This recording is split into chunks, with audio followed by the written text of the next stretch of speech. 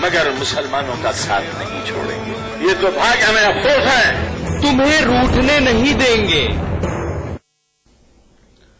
नमस्कार, आपके साथ मैं अतुल अग्रवाल हूं। रैलियां हो रही हैं जी, सब कर रहे हैं। जैसा सब रैलियों में होता है वैसा ही मैनपुरी में सपा की रैली में भी हुआ। मुलायम सिंह जी के गढ़ में रैली थी तो भीड़ का मत पूछिए साहब, कदम रखने तक की जगह नहीं थी, या यूं कहें तिल रखने तक की जगह नहीं थी, जैसा मुहावरा और लोकोक्ति है। सबने अपनी पार्टी सपा को 30 मार खान बताया। फिर आए आजम खान साहब और मुलायम सिंह यादव साहब। इस बार सपा के दोनों सरकार थोड़े बदले नजर आए। आजम और मुलायम मुसलमानों को मनाते हुए दिखे, लेकिन भैया मनाया तो उसी को जाता है जो नाराज होता है।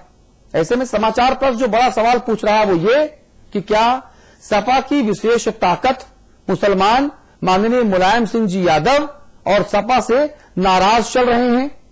अगर नाराज नहीं चल रहे हैं तो फिर नाहक ही मनाने की कोशिशें क्यों हो रही हैं? इस मुद्दे पर हम आज बातचीत करेंगे। अमिताभ अग्निहोत्री जी हमारे मैनेजिंग एडिटर हमारे साथ दिल्ली से हैं। राज्य मंत्री साहब हमारे साथ हैं। आप एसपी यादव साहब आप लखनऊ से हमारे साथ हैं। हृदय नारायण दीक्षित साहब हैं, आप भाजपा की नुमाइंदगी कर रहे हैं। और भाई राजीव त्यागी हैं, आप कांग्रेस के नेता हैं, आप भी हमारे नोएडा स्टूडियोज में मौजूद हैं। आप सभी का तहे दिल से बहुत बहुत स्वागत। तो मैनपुरी में सपा की देश बचाओ देश बनाओ रैली हुई। रैली में सपा के सभी दिग्गज नेता मौजूद रहे। रैली से अखिलेश यादव जी ने सपा सरकार की योजनाएं गिनाई। साथ ही सपा के दिग्गज नेता मुसलमान वोट बटोरने की कोशिश करते नजर आए और उन्हें मनाने की कोशिशों में भी जुटे रहे, जिससे सवाल बड़े खड़े हो गए।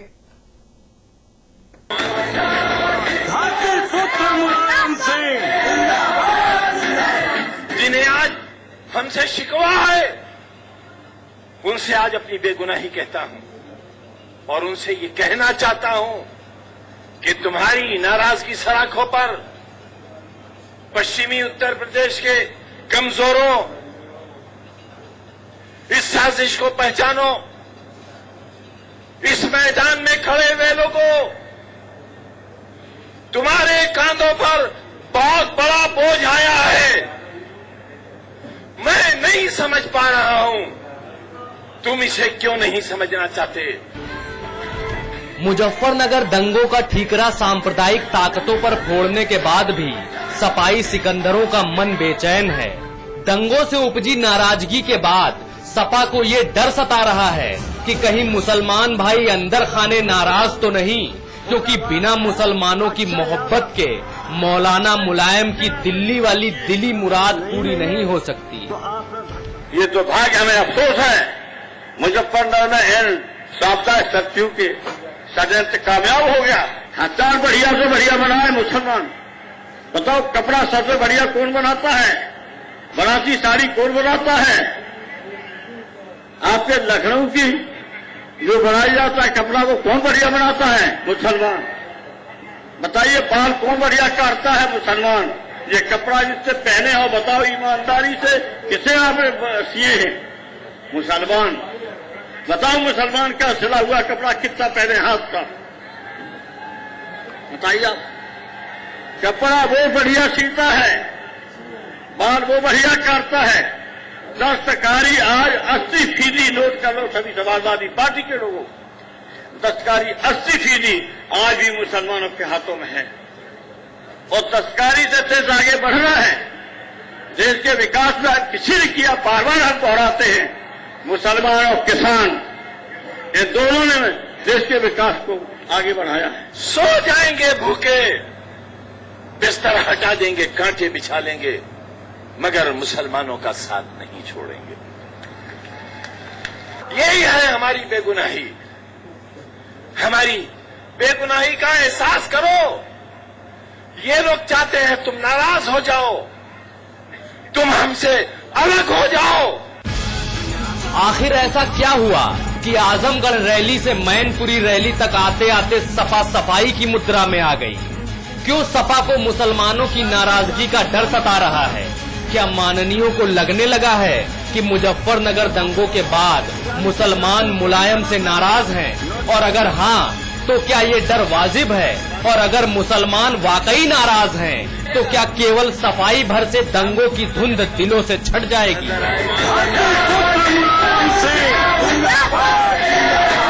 भरत यादव, समाचार। चलिए पहले चर्चा का दायरा हम खींच लेते हैं अमिताभ जी। देखिए, मैनपुरी की रैली कई मानों में आजमगढ़ की रैली से ज्यादा महत्वपूर्ण है मेरे लिए।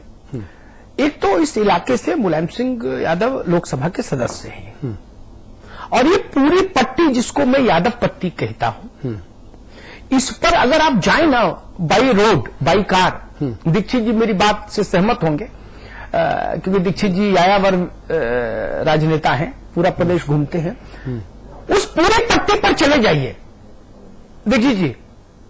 आगरा से आप फिरोजाबाद शिकोहाबाद की सीमा जैसे पाएंगे, वहां से लेके धुर इटावा अंत तक, कानपुर शुरू हो वहां तक, आपको केवल सड़क पर भी किसी दूसरे दल का झंडा, डंडा, फोटो, कैलेंडर नहीं मिलेगा। किसी का नहीं, कांग्रेस का भी नहीं, भाजपा का भी नहीं, बसपा का भी नहीं, न हाथी है, न पंजा है, न कमल है। जो कुछ दिखेगा फोटो, झंडा, पोस्टर, होर्डिंग, नारा, केवल सपा का दिखेगा। तो वो इनका प्रदेश में सबसे स्ट्रांग होल्ड है, वहां की रैली महत्वपूर्ण थी। आज की रैली का जो मैं पूरा भावार्थ समझा हूं वो ये कि समाजवादी पार्टी के मुखिया की जो पूंजी थी, आज बहुत सारी बातें जो इस मामले में महत्वपूर्ण थी वो आजम खान साहब ने कही है।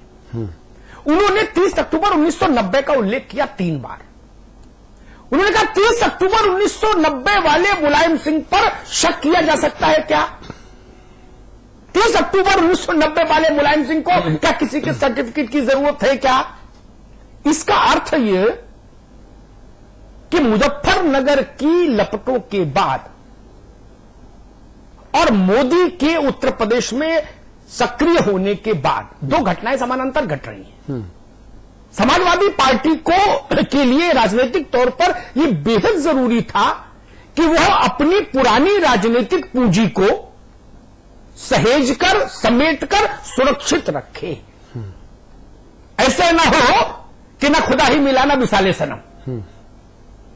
तो इसलिए उसको साधने की जो कोशिश है, आज की पूरी रैली का स्वर देख लीजिए आप।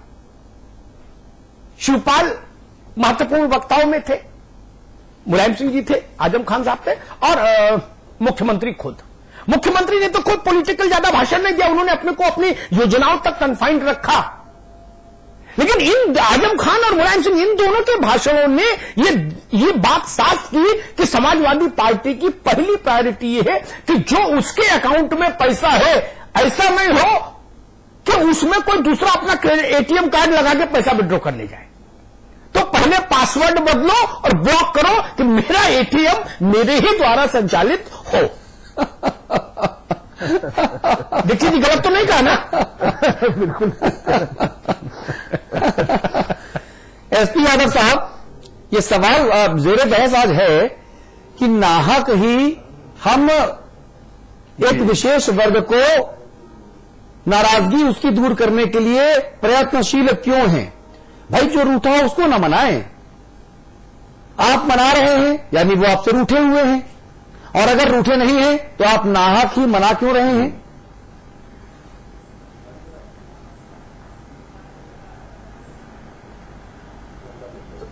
देखिए, ऐसा है अनूप जी, हमारे मुसलमान भाई समाजवादी पार्टी से कभी नाराज हो नहीं सकते। ये घर का मामला है। मुसलमान भाइयों का और समाजवादी पार्टी एक चोली रावण का संबंध है। हमने हमेशा, देखिए, वोट की राजनीति नहीं किया है।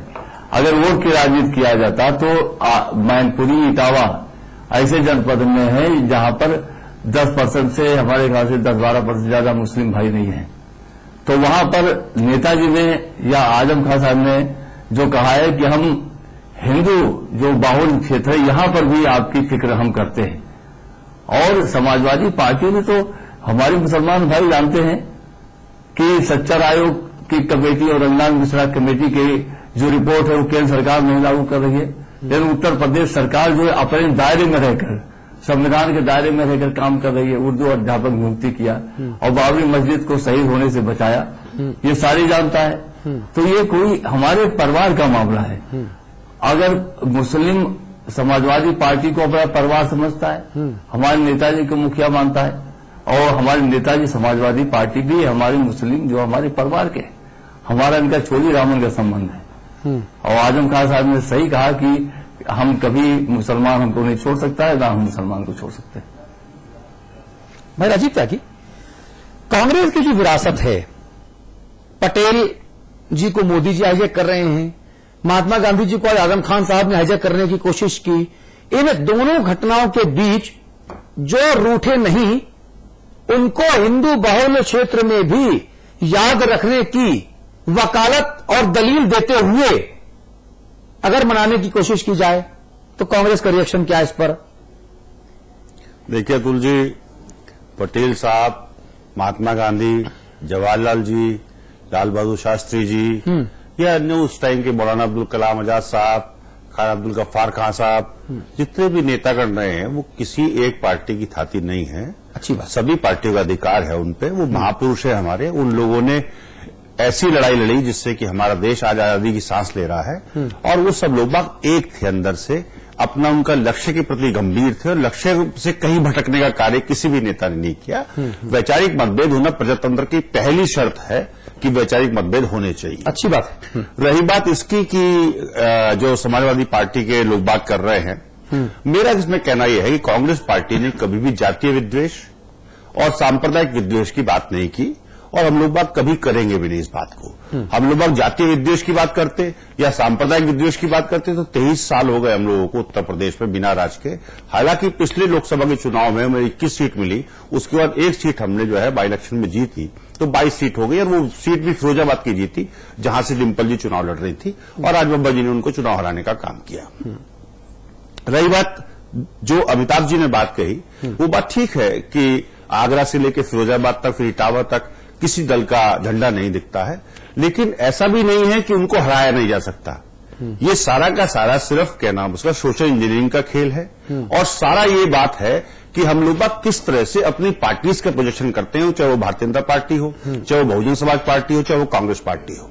जो विकल्प दिखेगा जनता को, उस विकल्प को चुनने का काम करेंगे लोग बाग। क्योंकि लोग बाग, मुझे लगता है उत्तर प्रदेश में जिस तरह से पिछले 1.5-2 साल में समाजवादी पार्टी ने कार्य किया है, वो कार्य से मुझे लगता है कि जनता बिल्कुल ऊब चुकी है, और जनता ये कहने लगी है, लोगों ने देखिए मायावती जी को इसलिए नकारा था कि लोग बाग परेशान थे भ्रष्टाचार से, लोग बाग त्रस्त थे कानून व्यवस्था से। उन्हें उम्मीद थी, वो 5% वोटिंग वोट जब समाजवादी पार्टी के पक्ष में पड़ा तो समाजवादी पार्टी ने पूरी बहुमत की सरकार बनाई। उन्हें उम्मीद थी कानून व्यवस्था ठीक होगी, विकास होगा, लेकिन आज विकास भी कहीं नहीं और कानून व्यवस्था तो बिल्कुल ध्वस्त है। ठीक है, तो ये सब चीजें हैं जो बहुत महत्वपूर्ण है। और आने वाले चुनाव में लोकसभा के चुनाव में जिस तरह से समाजवादी पार्टी एम-वाई कॉम्बिनेशन बनाने की बात कर रही है, वो ये भूल रही है कि माइनॉरिटी का जो वोट है, ठीक है, वो बीजेपी के अगेंस्ट पड़ना है जी। और बीजेपी के अगेंस्ट या कांग्रेस के अगेंस्ट बीजेपी और बीजेपी के अगेंस्ट कांग्रेस है पूरे देश में। ठीक है, तो हम निश्चित रूप से ये मान के चल रहे हैं कि हम लोग उत्तर प्रदेश में अच्छी स्थिति में रहेंगे। मैं यहां एक बात कहूंगा, फिर दीक्षित जी के पास आप अतुल जाइए। जी जी।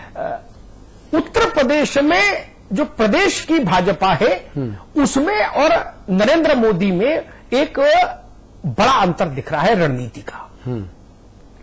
नरेंद्र मोदी शायद इस बात को उत्तर प्रदेश के प्रदेश स्तर के नेताओं से ज्यादा बेहतर समझ रहे हैं कि मुलायम सिंह यादव और उनकी पार्टी पर मुस्लिम परस्त होने का आरोप लगाना ठीक नहीं इस चुनाव में अभी।